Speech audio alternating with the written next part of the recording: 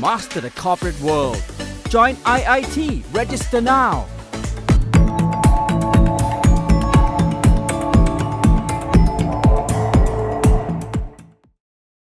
President Anura Kumar Disanayake called on Sri Lankan exporters to regain momentum and strengthen the economy.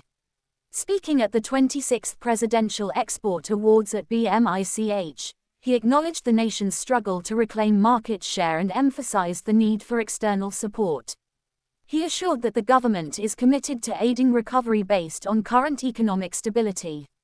The event, organized by the Sri Lanka Export Development Board, recognized outstanding contributions to the export sector. For more latest news, subscribe to FTTV.